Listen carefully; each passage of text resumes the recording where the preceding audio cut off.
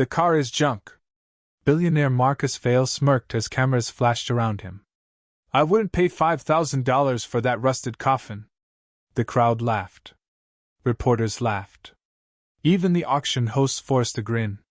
But standing beside the faded black car was a tired single father holding his daughter's tiny hand, and unlike everyone else in the room, Daniel Reed didn't laugh. Because hidden beneath years of dust, blood, and betrayal was a secret powerful enough to destroy empires. 7 days later, the same billionaire would storm into an auction hall screaming for the car back, while the final bid exploded past $8 million. Rain hammered the roof of Daniel Reed's tiny repair garage on the outskirts of Chicago, while unpaid bills covered his desk like a second layer of wallpaper. His 8-year-old daughter Sophie sat near the heater wrapped in a pink blanket doing homework beside a flickering lamp. "Dad," she whispered carefully. "The landlord came again." Daniel closed his eyes. Of course he did. 3 months behind on rent. 2 months behind on electricity. Hospital debt crushing him after Sophie's surgery. And now the bank threatening to seize the garage his late father built 30 years ago. Daniel forced a smile anyway. "It's okay, Peanut." But it wasn't okay. Not even close. He opened the ancient metal cash box and counted the money inside. $43. That was everything. The garage door suddenly rattled violently. Daniel looked up. A tow truck backed into the garage carrying what looked like a corpse of a vehicle. The thing was covered in dust and rust, with shattered headlights and torn leather seats visible through broken windows. An old man stepped out of the truck coughing heavily. "You Daniel Reed?" "Yeah. I heard you buy junk cars."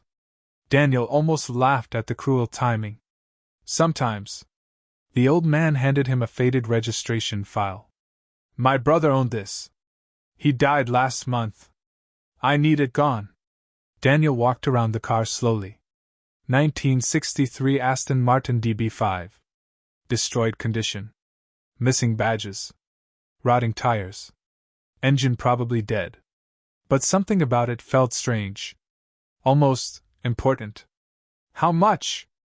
$2,000. Daniel nearly choked. "I can't." The old man sighed. "Then I'll scrap it tomorrow."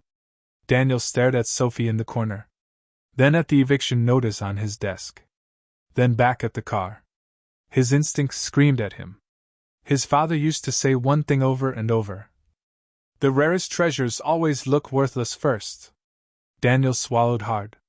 "I can do 700. The old man shook his head. 1,000. Final. Daniel stared at the money box again. Everything he had left. Rent money. Food money. Medicine money. Sophie looked up quietly. "Dad?" Daniel made the dumbest decision of his life. "Deal." The old man handed over the keys. "They said my brother was crazy for hiding this thing all these years," he muttered. "Maybe he was." Then he left. Daniel stood alone beside the ruined Aston Martin while thunder shook the garage. And that's when he noticed it. A tiny engraving beneath the steering wheel. Not factory made. Hand carved. A symbol. 3 intertwined snakes. Daniel's pulse slowed. He'd seen that mark before. Years ago. On a newspaper article his father obsessed over before his death. The symbol of the Black Crest Society. A secret organization tied to billionaires, politicians, and vanished artifacts worth fortunes. Daniel suddenly looked inside the car again. This wasn't random. At all. The next morning, Daniel skipped breakfast and began dismantling the Aston Martin piece by piece. Most of the car was truly wrecked. But certain parts didn't make sense. The door panels were newer than the exterior. The trunk bolts had been replaced recently. And beneath the back seat he found strange scratch marks like someone repeatedly opened hidden compartments. Sophie sat nearby coloring while watching him work. "What if there's treasure inside?" she joked. Daniel smiled weakly. "Then we buy pizza forever." But by midnight, exhaustion turned into frustration. Nothing. No treasure. No hidden cash. No diamonds. Just rust. Daniel slammed the wrench onto the floor. What was I thinking? Then he heard it. Clink. A metallic sound from inside the dashboard. Daniel froze. Slowly, he removed the cracked panel beneath the radio. Inside was a tiny brass key taped to a folded photograph. The photo showed 3 men standing beside the same Aston Martin in 1987. One of them had his face scratched out violently. The second was the old owner's brother. And the third? Daniel's blood turned cold. Marcus Vail. The billionaire himself. 30 years younger. Daniel unfolded another paper hidden behind the photo. Coordinates. Swiss bank numbers. And one handwritten sentence. If they find the ledger, we die. Daniel stared in disbelief. What the hell? The following day, he drove the Aston Martin to a luxury collector convention downtown hoping to learn more. That was where everything exploded. Collectors crowded around the car instantly despite its condition. Where did you find this? Is this authentic? No way. Then the crowd suddenly parted. Marcus Vail entered surrounded by bodyguards and reporters. Billionaire investor. Media king. Political donor. One of the richest men in America. His eyes landed on the Aston Martin. And for one split second, pure terror flashed across his face. But it disappeared instantly. Marcus walked closer, smiling coldly. This piece of garbage yours? Daniel nodded cautiously. Marcus circled the car. Then laughed loudly enough for everyone to hear. This isn't collectible. It's scrap metal. People chuckled nervously. Marcus looked directly into Daniel's eyes. I'll save you towing fees. 5,000 cash. Daniel instantly understood. Marcus wasn't mocking the car. He wanted it. Badly. Which meant Daniel would never sell. Not interested. Marcus's smile faded slightly. You sure? Daniel nodded. Marcus leaned closer. Some things are dangerous to own. Then he walked away. That night Daniel returned home to find his garage destroyed. Tools smashed. Windows shattered. Documents burned. And spray painted across the wall. Sell the car. Sophie began crying immediately. Daniel hugged her tightly while rage boiled inside him. Someone had crossed the line. The next morning, a black SUV followed him everywhere. Then came the phone calls. Unknown voices. You don't understand what you found. Take the money. Walk away while you still can. Daniel almost gave in. Until Sophie asked one question over dinner. Dad, are we in danger? He looked at her tiny scared face. Then at the hospital bracelet still wrapped around her wrist from surgery. His entire life had been fear. Fear of bills. Fear of failure. Fear of losing everything. No more. Daniel reopened the hidden dashboard compartment that night and inspected the brass key again. Tiny numbers were engraved on the side. A safety deposit box. Swiss International Trust Bank. The next morning, Daniel contacted an investigative journalist named Elena Torres, famous for exposing billionaire corruption. At first she thought he was insane. Until he showed her the photograph. Elena's face changed instantly. You have no idea what this means. Tell me. She lowered her voice. 20 years ago, 3 financiers disappeared after laundering billions through secret accounts connected to politicians and defense contracts. The FBI suspected Marcus Vail was involved but never proved it. Daniel's pulse raced. And the ledger? If it exists, it could destroy him.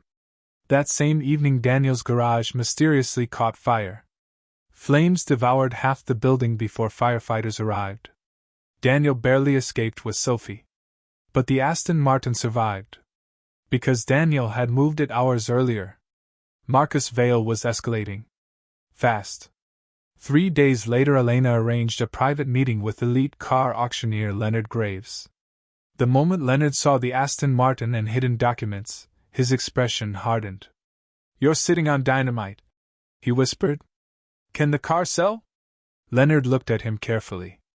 If the rumors spread? Absolutely. Why?